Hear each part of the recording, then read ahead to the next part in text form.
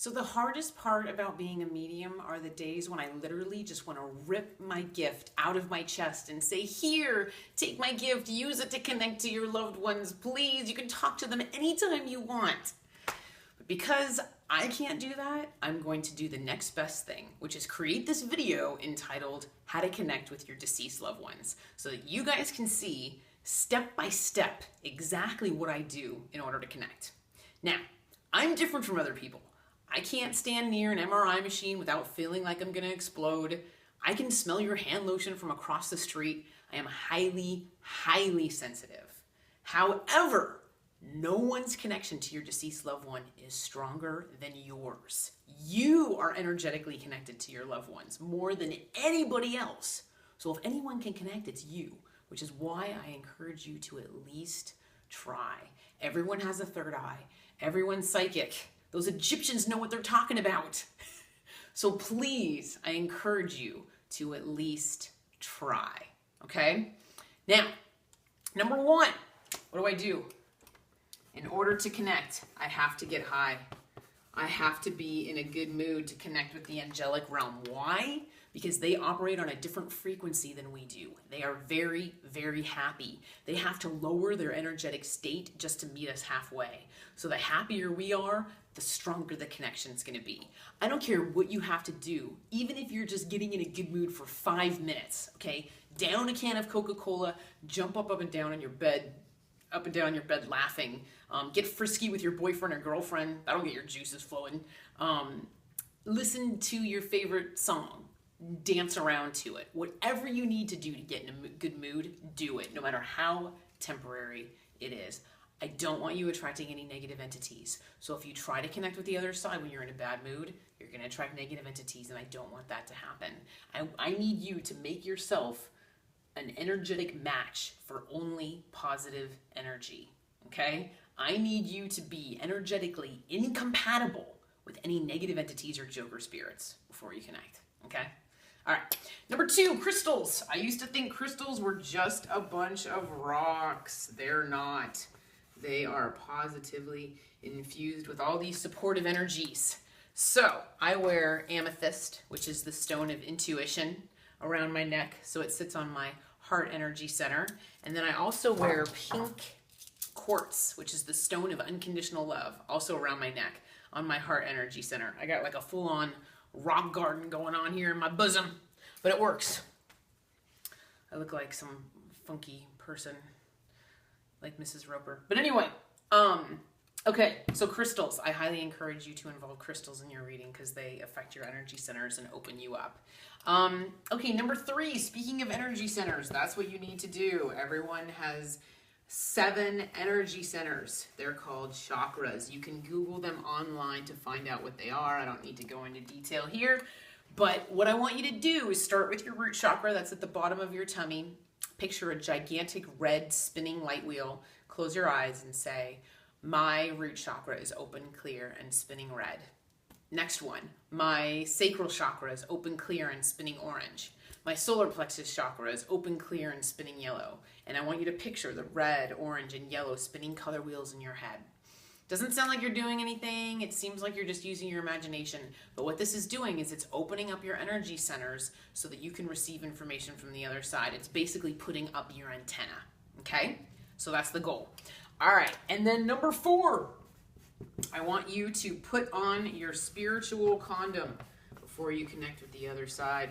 You have to call in protection to avoid negative entities. So what I do is I say, I encircle myself in the pure white light of God's love and divine protection. Please only let messages come through that are for the highest good of all involved. And then I envision myself encircled in white light. And that is setting the intention that I'm not interested in any negative entities, joker spirits, just positive energy that results in the highest good for all involved. Okay? And then number 5, you need to set your intention. Who do you wish to talk to? Do you want to talk to your grandfather, your grandmother, son, daughter? Who do you want to talk to? Take out a photo of them and stare directly at their eyes. Their eyes are the windows to the soul. That's what I do.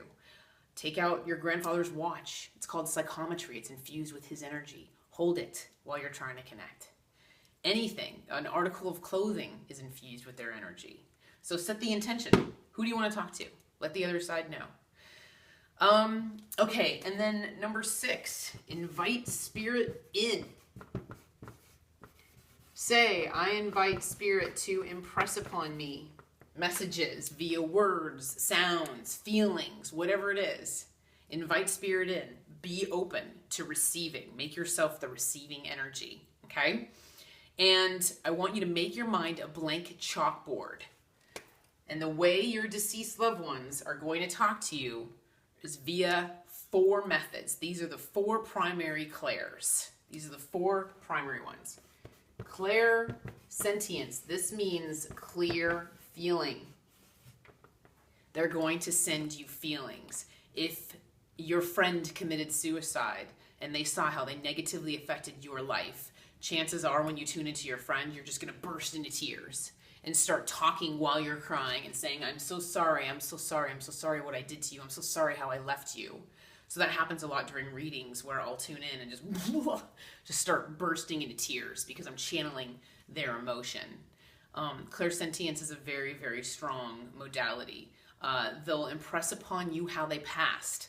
They'll start choking you to say that they, were strangled or, got a sharp blow to the head if they passed from that. So they'll make you feel feelings and sensations to communicate with you. Now, claircognizance. This one is crazy. This is clear knowing. And this is where your mind downloads information like an iPod. The hardest part about claircognizance is you need to be able to separate out your own thoughts from the ones that are being sent to you. Not an easy feat, but practice makes perfect.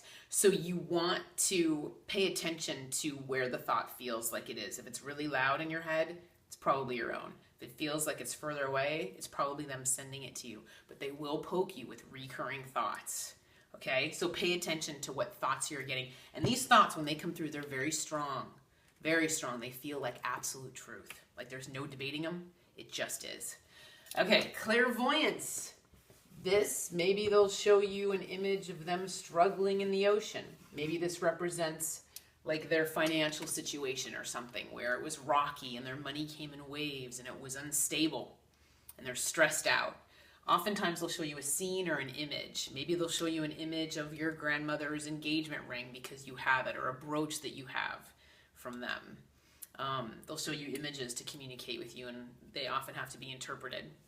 And then clairaudience. This is another fantastic one.